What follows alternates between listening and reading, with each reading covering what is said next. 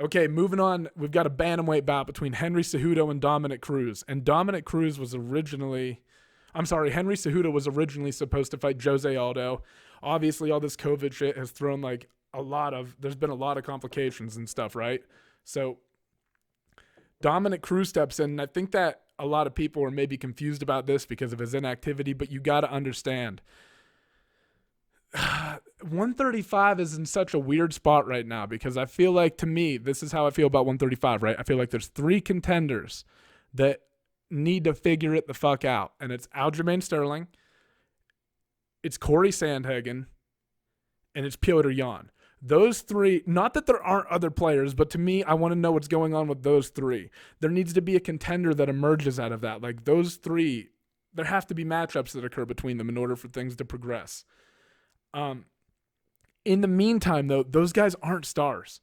Like I'm not saying they're not more deserving than Dominick Cruz. If it's me and you're being a purist and I'm mad and I'm making the fight, I'd probably give it to one of those three. It would be a tough decision about which one, but I would probably give it to one of them. But Dominick Cruz has the most recognizable name, and you cannot deny the fact that he is the consensus greatest bantamweight of all time.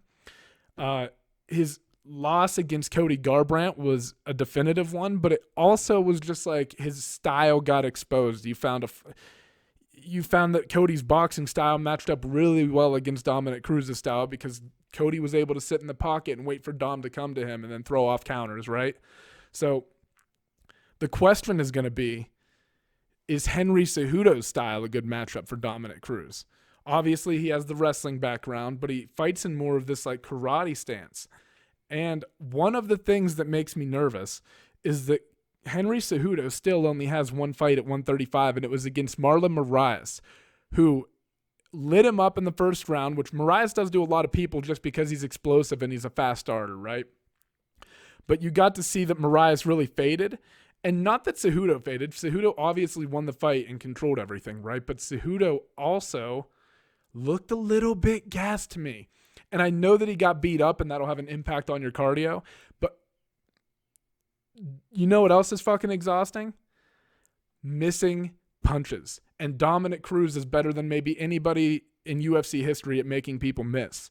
So the question is going to be, is Henry Cejudo going to be able to cover the distance and land and deal with Dom coming in at these crazy angles? And is he going to be able to keep up with the footwork?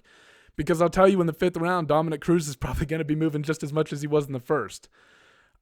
Also, you have to consider the fact that Dominick Cruz is a big guy, and he's probably going to be naturally bigger than Henry Cejudo. And Dominick Cruz is great at creating scrambles when people take him down. And there's a difference between MMA wrestling and like Olympic wrestling. And Dominick Cruz he's incredible, man. I mean, I feel like people are sleeping on him a little bit in this fight. I think that Dominick Cruz actually has the edge. He spent his entire career at this weight class.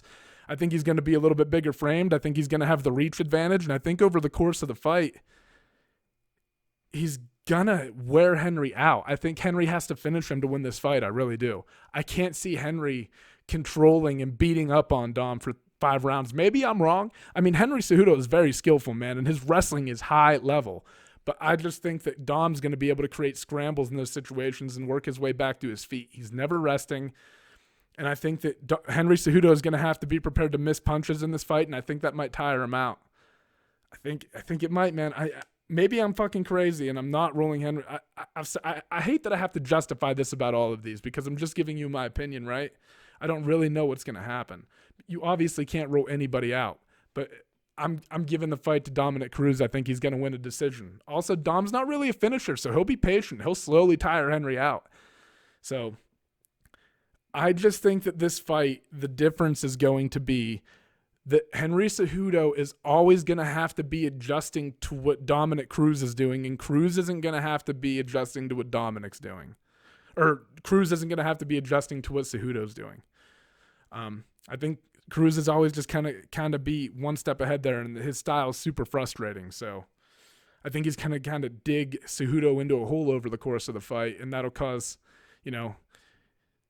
shots to start opening up more for Cruz and stuff, and he'll really get to implement his game plan in the later rounds. That's what I think is going to happen. But the key for Henry Cejudo is not getting into that hole early, starting fast. I think you got to hit. You've definitely got to land some shots on Dominick Cruz to make him respect you. Otherwise, he's going to come in and just pop you and get out. Like you saw against Cody, there were times where he was hesitant, where he might have been entering in on throwing some shots and stuff a little bit more, right? So you got to shut it down a little bit early. If he gets in a rhythm, it's going to be very hard to stop because it's so funky. And then he knows he's got you, and then he starts mixing it up and doing some other shit. It's Dominick Cruz is probably he has one of the highest fight IQs in MMA, in my opinion. I feel like he's always cognizant about what's going on. So I'm taking Dominick Cruz, man, unanimous decision.